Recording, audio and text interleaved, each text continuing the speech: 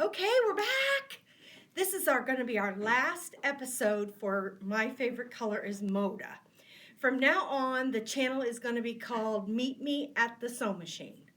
So, Peter, how does that work? Will it be, if you're subscribed to getting these videos, will they still get the videos, or is it going to be a whole separate channel? They'll still get them. They'll still get them. It's going to be the same channel. Same channel. Different name. Different title name. Different title name. Okay, so because we're done with the quilt, we're gonna do other things that may not take Moda fabrics.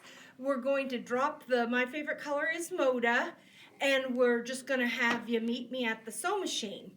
But today I thought I would talk about what I promised you last week was backing, how to choose it, why you choose 1/8/45, la-di-da-di-da, and how do you know how much you need? Well, for this quilt, it's not too hard because all you have to do is turn to the first page or the last page or some page, the last page of your book, and it says, backing 7.5 yards, unless you're using 108-inch wide backing, then we recommend a generous 3 yards. Now, what's a generous 3 yards? Maybe 3.5.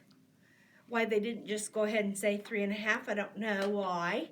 But the reason being is because at the mill or wherever the fabric is folded onto the bolt, okay, it comes in big long rolls. And then it gets put on the machine, and the machine folds it. And if it gets off a little bit, then it gets worse as it goes. So let's say they put 20 yards of fabric on a 108-inch bolt. And they start out with a little bit of it being off. So not together salvage to salvage like that, but maybe a little bit off. As it rolls and rolls and rolls, it gets more and more off because it's huge. It's 108 inches wide. Okay, so by the time it gets the 20 yards on there, it could be off a half a yard. And in order to straighten it when you get it, if it's off a half a yard at the beginning, it has to be straightened. You could lose maybe 18 inches of it, which is a half a yard, okay? Just to get it straight. And you do want to straighten it. You do not want to give it to your quilter off skew. You know, you want it to be squared because you don't want her putting it on the quilting machine all screwed up, right?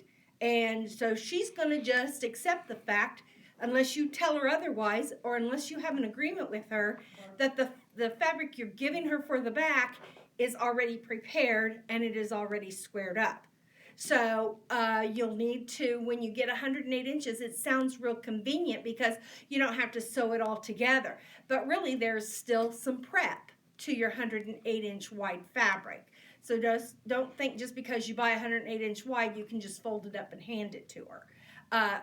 Chances are it probably needs to be pressed. I like to get me a pool noodle. Do you know what a pool noodle is? One of those styrofoam noodles with the hole in it. What I like to do when I take my quilt to the quilter is I like to roll it up on a pool noodle. That keeps less wrinkles. So I've got my backing in there, I've got my top in there, and I've ironed it, I've pressed it, I've made sure everything is square, and I've measured everything and made sure that the back is bigger than the front. Now, you need to go to your long armor again and say to her, what is your acceptable measurement for the border of the backing? Because when they put it on the machine, the backing has to be significantly bigger than the top. And it has to do with how they roll it on there. And I'm not a long armor, so I don't really understand the whole concept. But in my mind, it's like when you buy a fitted sheet, you don't buy the sheet just the size of the top of the mattress. You have to buy it so it goes down and tucks under. So I don't think this is tucking under, but it's somehow it has to have a bigger border. Some long armors like 4 inches, some like 6 inches, and some like 8 inches. Well, when they say I like 4 inches, let's just go with 4 inches because that's what my quilter likes. 4 inches. She doesn't mean 4 inches bigger. She means 4 inches bigger on the sides and on the top and the bottom. So that means it has to be 8 inches bigger than what the quilt top is. And if you don't have a book that tells you the measurement of your quilt, this quilt measures 81 by 99 because the book tells me it does, and because I made it exactly like the book said. And so I know it's 81 by 99. If I didn't know how big it was, if the instructions didn't tell me, or if I've added borders to it or taken away borders, or I've added sashing, or I've done something to modify the quilt and I don't really truly know what size it is, every quilter in the world needs 120-inch measuring tape. It's a must. I'm not even going to ask Peter if he has one because I know he doesn't. It's sitting next to my surge protector. It is sitting at the Home Depot. No, not Home Depot. At the Big Lots. His 120. No, it's sitting here at Always in Stitches. We do have them, and so they're a must. 120. Just because you buy a measuring tape doesn't mean that it's 120. And just about any quilt will be within the 120 because the long arm machine I don't think takes much bigger than that. So what we do is first of all, you find a place to lay your quilt out where it can lay out flat. Now you can see these tables, they're not working for me, right? So what I'm going to have to do is I'm going to have to get it on the floor. Now if you've got carpet, I hope somebody cleaned this floor this week. I do too. I hope they got the chocolate off the floor. We haven't had any dogs in this week, have we? No, just last week. Oh, we was here last week. Okay, let's get rid of this chair. Okay, so now I'm going to really show my age because once I get down, I don't know that I'll be able to get back up. But I'm going to spread this out. Get it nice and flat. And it lays flat because of why? Because you pressed it. That's right, I did. I pressed it really good. So now I should have brought my knee pads. But I'm going to get down on the floor here. And I'm going to start by measuring one end. So I'm going to put my measuring tape down here. I'm going to go across. I'm going to lay it on this first seam here. So I'm going to go across.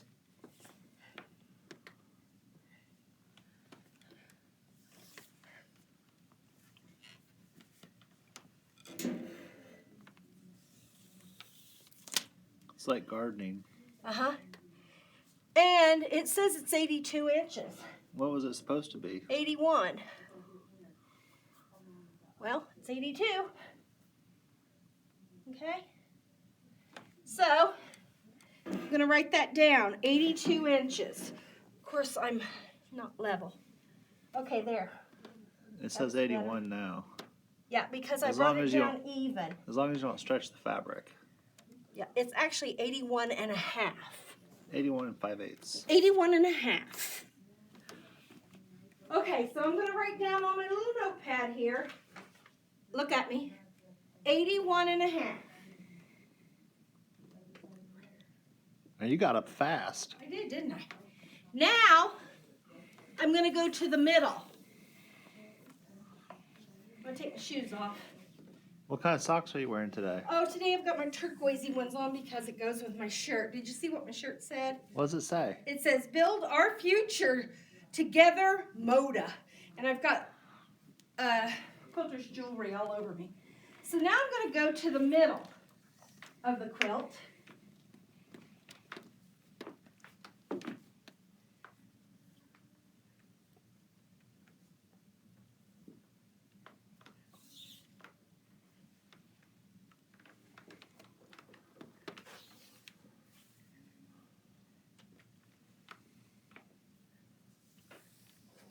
And guess what? It's 81 and a half. Okay, so that's good. Now let's go down here. If it wasn't 81 and a half, we'd write down whatever it was. Okay, but we got 81 and a half. So now let's see what it is on this end. It better be 81 and a half. You know what I'm saying, Vern? Okay, here we go. Lay it down. You know, if you have one of those metal ones, you could use them, I guess. I've never used one of those metal ones. What are those called? Tape measure metal ones. That's what they're called. Okay. You know, the retractable kind that you steal out of your husband's garage. You could use that, I guess.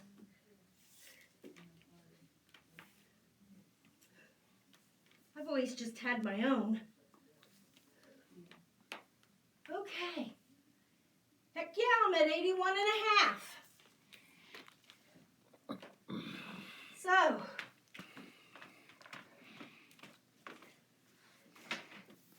come over here and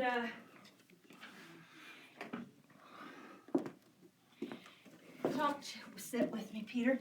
I would do the same thing. Now that was the width. Sit right over here with me, would you? Over on that side? Yeah. So that's the width. And that's all three widths. Top, middle, and bottom. Okay, so since they're all the same, I'm going to assume that it's 81 and a half.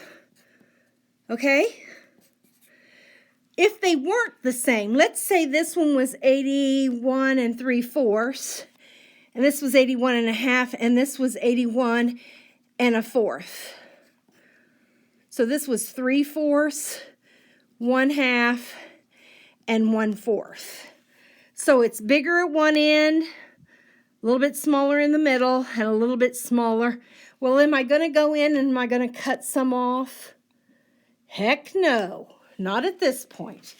I'm going to take the average, and the average is 81 and a half. Okay, I usually really support the middle measurement. It's the least stretchy because it is encased in all the seams where the top and the bottom are free. The seams are free. You know what I'm saying? They're still real stretchy. So I usually always depend upon that middle measurement. Well, why don't you just measure the middle, Dawn, and forget the whole thing? No, I want to make sure I'm on track, okay? And so I'm going to go with the 81 and a half. And then just for time saving and my saving of my old bones, I'm going to go with 99 and a half for the height. So this is the width and this is the length. So how am I going to figure how much fabric I'm going to get? Well, I'm going to take the biggest measurement, and if it is lower, oh, wait a minute, before I do that, you know what I got to do? I've got to add that 8 inches. Can't we just bring it to Always in Stitches and have them figure it out? No, we can't. Well, what if we're going to do the long arm quilting? If you're going to do the long arm quilting, you got to do it yourself. Oh. You got to figure out this yourself. I don't No, I understand mean the question. No, if we bring it here to have Cindy do the long arm quilting, can Well, we she's just going to charge you. Can one of us just figure the math? Don't you want to know how to do it yourself, Peter? Well, that's why I go to my local quilt shop. That's a good question. I should know how to do it myself. You yes. should know how to do Because this somebody's going to yourself. ask me someday, and I'm going to need to tell them. Right. And not always is somebody here at the shop going to have enough time because, you know, sometimes we're loaded with customers. And Or we it's would love, Sunday. We love to give you attention as much as we can, but, you know, sometimes we just can't sit and figure out all this. Okay. So it's better if you know it I yourself. gotcha. All right? Be self-sufficient is what you're saying. Right. So anyway, so here I've got to add 81 and a half plus, remember we said 4 inches on one side and 4 inches on the other, so that's 8. And I can do this without a calculator. So that equals 89 and a half. Okay, so that's the width I need. Now 99 and a half plus 8, I'm going to need a calculator for that. 100 and I don't know. 99.5 plus 8 equals 107.5, which is a half. And that's the length. So that comes right under my 108. Do you see that? But remember, you've got 8 inches extra. So you think, oh, that's way too close. No, you've added 4 inches on each side. So it's not that close. It's fine. 108 inches is going to do the length. So now the only thing that we have to worry about is how much we buy. If it's already 108 inches wide, okay, then we have to buy 89 and a half inches in length of the fabric. So fabric is sold by the yard, correct? How many inches in a yard? 36, right? So I'm going to take and clear this out. Clear. I'm going to take 89.5 and I'm going to divide it by 36 equals, that tells me that I need 2.486, which is pretty darn close to 2.5, which is 2.5 yards. So I need 2.5 yards, which they say here I needed 3. So they were being generous, okay? And they did take into consideration.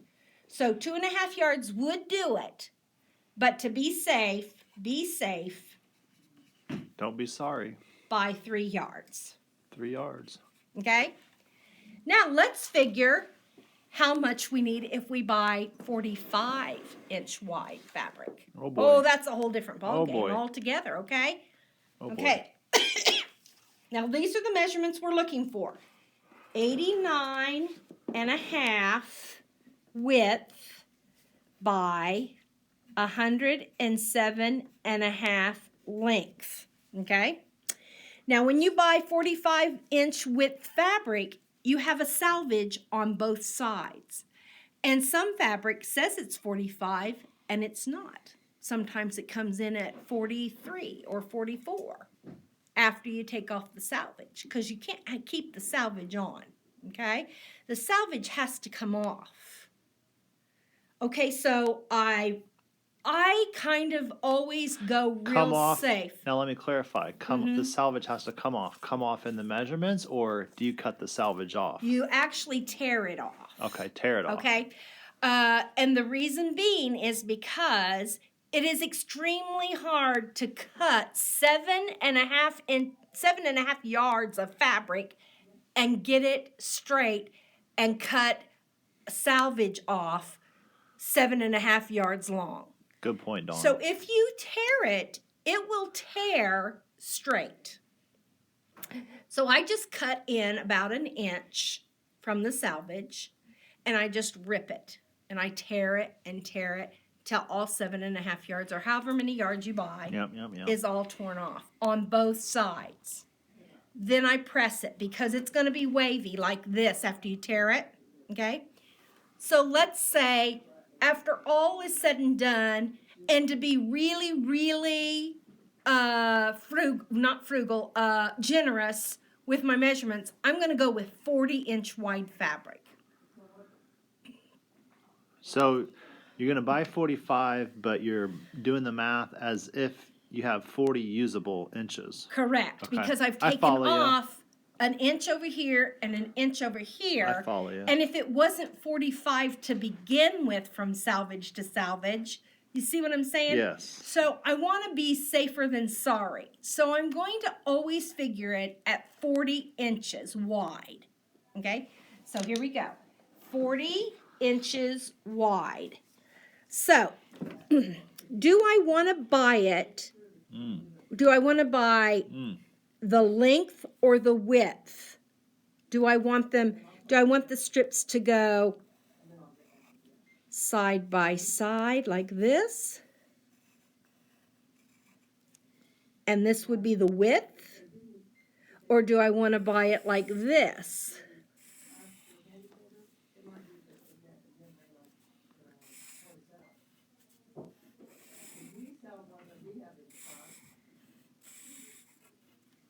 Do you see what I'm saying? Okay, so are we going to sew it side by side? Or are we going to sew it side by side this way? I guess I want to go with that way. How do you know? Well, if you're doing 40 inches, that's 4 times 3 is 120 inches. You're right. You're going the right way, Peter. But however, you don't want to buy more length than what you need. Okay, so 40 plus 40 is 80. Mm-hmm. So that's 2 widths. Mm-hmm. Okay? So we're not even close to our measurement here. Mm-mm. So let's go another 40. Mm-hmm. That'd be 120, Mm-hmm. right? Isn't 40 times 3? Mm-hmm. 40 times 3 equals 120. Now, can I tear that half the length off? Okay, wait. If we have 120 because we have 3 widths, that gives us our biggest measurement right here. So why don't we use the width as our 107 length? Now, it sounds complicated, but it's not, okay? All you have to do is keep adding 40s until you get close to one of these numbers. And whichever number you're closest to, that's the number you want to use. So now we have 40 times 3. 1, 2, 3. Do you see that? So we're going to go with this measurement as the length now. So how much do we need? Well, again, we're going to do the same thing we did before. We're going to take 89.5. 2.48 yards. No, now listen. Stop it. We're going to take 80. You're getting them confused. 89.5. And we're going to divide it by, how do you buy fabric? By the yard, 36 inches. 2.48. And again, it gives us 2.48, which is really close to 2.5 yards. So we're going to get 2.5 yards, but we're going to get it times 3. Do you understand me? Mm-hmm. So let's clear this out. Let's take 2.5 times 3 equals 7.5 yards. So now we have, let's pretend this is our 7.5 yards of fabric, okay? 7.5 yards. And this would be 40 inches wide. Okay, you got me? So I've laid that out at home. And I think I'm going to go to my calculator because it's hard for me to figure thirds. And I'm going to divide that by 3. That can't be right. Is that right? Mm-hmm. 2.5 times 3 equals... It is right. So it's 2.5.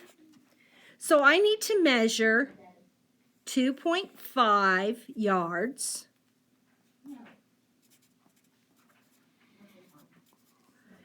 Cut or tear. You can tear.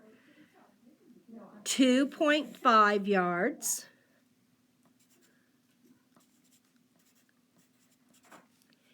And 2.5 yards. So now I have 3 pieces that are now 2. Are you asleep on me, Peter? Nope. Wake up! Wake up, Nope. everybody! Wake up! Just because we're doing math This doesn't is mean math you can class. take a nap. Okay. So here we go. So we've got 3 pieces that are 2.5 inches wide. 2.5 yards. 2.5 inches. I cracked myself up. Okay, 2.5 yards. Now, 2.5 yards is what the width is, correct? 2.5 yards is what the width is. So here is,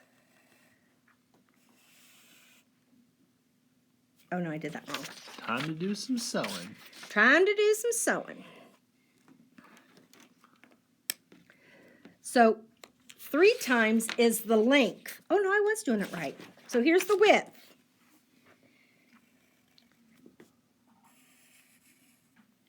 Okay, so now this piece is 2.5 inches, 2.5 yards.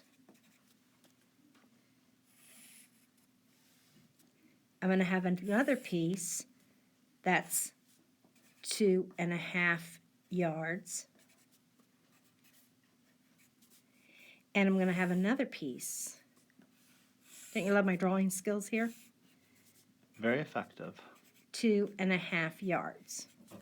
So I'm going to sew this one to this one and this one to this one.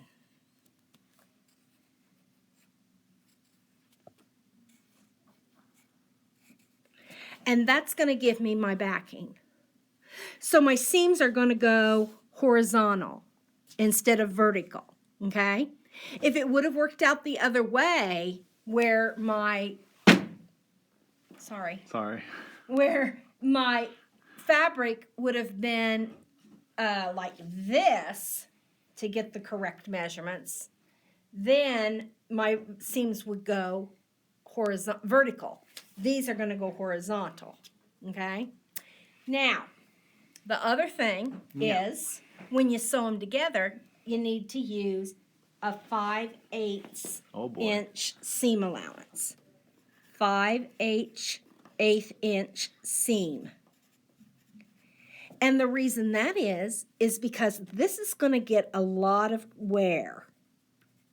Okay? And if you only have 1/4 inch seam allowance, the chances of that wearing open is very great. Because when you're, when you're pulling that cover up over you, and when you're letting it back down, and when you're making the bed, and blah, blah, blah, blah, blah, that seam is going to get a lot of wear and tear. So you want to make that seam as strong as you can, and one of the ways you can do that is by making it 5/8 inch. Okay? So I'm going to make that 5/8 inch seam, and I'm going to lower my stitch length. My little stitch length. Lower your stitch length.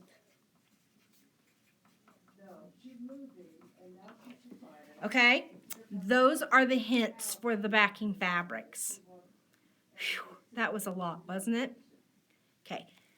As you get to doing it more and more and more, you'll understand how to do it. There are fabric calculators out there that can help you even more, but you got to be smarter than the calculator, which I'm not. I am visual. I have to, for every quilt I do, I have to do this unless the pattern tells me what to buy. I mean, I'm figuring this out on every quilt I do because I want to make sure I know what's going on. Okay? If I brought this to my quilter, she would charge me $50 a seam to do that. That's $100 I just saved myself by doing that myself. Okay? All right. The next thing, that's about your backing. So the next thing is when you lay your quilt out, and we've talked about this before, all those little strings, as you're pressing it, you know, you're going over it with a fine-tooth comb. You're actually using the lint roller on it. Look, here's some, look. See how I have to get those and get those trimmed out of there? Because if the quilter was to quilt those in, you're not going to be able to get them out. And look at how nasty that would look. All right? Another thing to keep in mind, and some quilters are really good about stopping and making sure that there are no threads, but some of them, you know, they just willy-nilly go to town with it. Another thing I'll do is I'll turn it over And like, let's say for instance, let me find one on one of these real light ones. Let's say for instance, there's a bunch of threads on these light ones. Now you can see through that. So if there's a big old thread, especially one of these green ones, on there, you're going to be able to see that. So you want to clean up all that from the back. You don't want any colored threads on your light backgrounds, because if that gets quilted in between the batting and the backing, well, you're kind of going to have to live with it. That's not a blue ribbon at the estate fair. That is not a blue ribbon at the estate fair. So you want to be aware of how hairy your back is. Now, some people... You said that on purpose, I didn't you? did! So some people go through and trim this and get it really trimmed up well. Now, I probably would do some trimming on this, especially around my light blocks. Definitely around my lighter blocks. I would do some trimming, but I wouldn't be panicky about it, okay? I mean, I'm not going to clip every single teeny weeny little hair out of there. I'm just going to groom it up a little bit and make sure.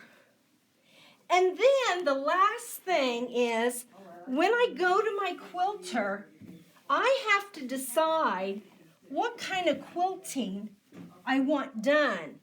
Now, like I said last week, I'm going to sit down for a minute here. Like I said last week, this is the kind of quilt where the quilting will really, really enhance. If you've got the right quilter, that she knows how to marry the design of the quilt with the design of the quilting, you're very lucky. This would look good with an all-over design, but if somebody was going to custom quilt this quilt, it would be outstanding, because there's not a lot, I mean, there's a lot going on, but it's all solid fabrics. It has no texture, okay? It's got a lot of movement, but it doesn't have any texture. And so the texture is going to come in from the quilting. So let's say, for instance, if we just went and did in the ditch, well, that's not going to do anything for this quilt, okay?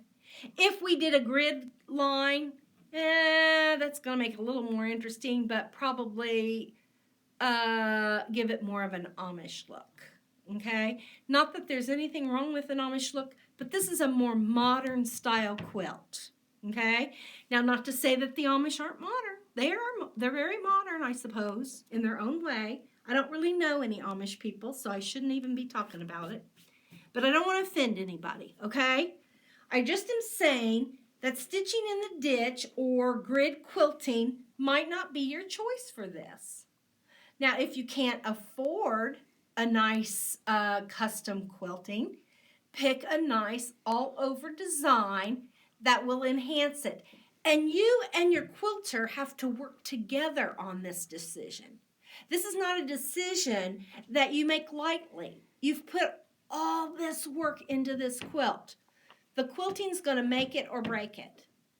So Cindy, the girl who does our quilting here, she has a really good eye and she knows the designs that are in the computer.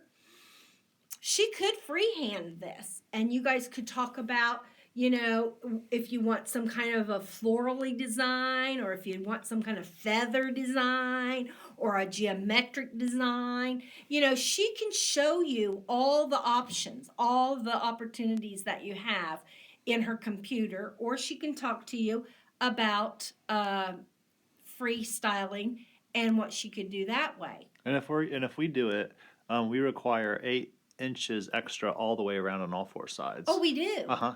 Oh, I did not know that. Just wanted to make that clear. Wow. So you couldn't use 108 inches if... Just add 8 inches. You just... And then refigure the math. Yeah, you'd have to buy more fabric and add it to the sides. And if I were you, I'd get cheaper fabric like muslin. I wouldn't buy more backing fabric because it's not going to show. Well, we have muslin on the bolt that's a wide back too, wide back muslin, which is Right. beautiful. It's different than the muslins. Yeah, It's a very silky muslin. I see. Beautiful stuff. But I'm just saying, it's just for wrapping on the machine. Well, we have wide backs and clearance too. Yeah, but white backs, 108's not going to work if they have to have 8 inches all the way around. Oh, I gotcha. It I just see what you're barely saying. fits Oh, I on hear ya. 108 with the 4 inches all the way around. Right. See what I'm saying? Yep. So if you need more of the apron, I'm going to call it the apron, okay? I just made that up just right off the cuff there. Wasn't that pretty smart of me? Yeah, the apron of the backing, if you need it to be a little bit wider and 108's not going to do it, then I would just go ahead and get some really inexpensive fabric, and I just sew it on all 4 sides. So you'd have to have 4 more inches, and you'd have to figure how much inches you'd need, okay? And I could show you how to do that, but I've already bored you enough with math, so I'm not going to go back to that. So I guess the object of my conversation with myself and with you is that you need to have a good relationship with your quilter, your long arm quilter. Now, if you are your long arm quilter, have a nice little conversation with yourself. It's always nice to get expert opinions, and that's when you're talking to yourself, you're getting an expert opinion, okay? That's the way I look at it anyway. I know nothing about quilting. I can grid quilt a little bit. I didn't even know you were supposed to baste them together just for a small project. I thought, oh, I could use some of this fusible stuff. Just fuse it on one side and just slap the top on and just start sewing. Well, that doesn't work. Learned that out the hard way. Yeah, you got to baste. You got to do all kinds of things that I know nothing about, and I don't want to know anything about it. I just want a piece. I want to be peaceful, and I want a piece. So I'm going to hire my quilting all done. Even on my little things, I hire quilting done. Some quilters, they have like a minimum charge. I don't care. I don't want to mess with that part. I don't like that part. I love the cutting. I love the binding. Now, next week at the sewing machine, meet you at the sewing machine, we're going to do binding, okay? But it's going to not be with Moda fabric. So that's why we are going to change the name of the segments to meet me at the sewing machine. So, if there's any other questions about picking your backs, figuring it out, preparing it for the long arm quilter, picking a long arm quilter, that's really important. Pick you a person you can have a good relationship with, somebody you feel like you can really talk things over with, and if your long armer does something you don't like, don't just stop going to them. Have a conversation about it, okay? Maybe what could I have done different? Every long armer wants to do a good job for their customer. If they're doing something you don't care for, well, just going to another long armer is not going to help them. It's not going to help you, okay? You need to have conversation with her or him. I know a lot of men who do long arming. Do you long arm, Peter? I mean, are you trained to do that? I'm not trained. You're not. Mm-mm. You know, we give lessons here. Did you know? I knew that. Now, I'm not sure how it all works, but I think, can you get on our website and find out how that works? You can actually go online to our website and book a long arm certification class. So that way you will be taught by one of our professionals here at the facility. And then that way you can book the machine and rent it during our business hours. Is that right? And then you can long arm your own quilt. You can learn to do it yourself. Yeah, and be self-sufficient. Well, that is fabulous. Yes. Yeah, that sounds like a great It's deal. a great. Let me be very clear. It's a wonderful way to just get started and do a simple all over meander. Very simple long arm quilting. Well, it's like but anything. It's amazing though because it's so the first quilt that I did for the shop, I did my own long arm quilting on I used our handy quilter machine. I did the long arm quilting. There was nothing more satisfactory and empowering than being able to load your quilt on the machine and do a simple quilting on it. Really? And then take it off and then go Wow. home and square it up and put the binding Put the on. binding It was on. amazing. Was it was it the really? best. It was the best feeling there is. Wow. Absolutely. I loved it. Okay, awesome. Well, maybe one day Peter will be our expert and he'll be teaching you how to use the long arm. I have no Well, desire. there's plenty of people here that know that Exactly. know more They- about it, and yeah. they're the ones that I would want to keep going to. Right. You know, I don't see myself teaching it because there's people here that are very proficient at it. Very, Well, you're young, very Peter. good. You've still got time to learn. Anyway, the moral of the story is you do it yourself or you have it done by someone else. It doesn't matter, but finish it, get it quilted, and then we're going to show you next week how to put the binding on. Okay? So this is our very last episode. It's episode 16. Did we make 16 episodes making this 16 quilt? episodes.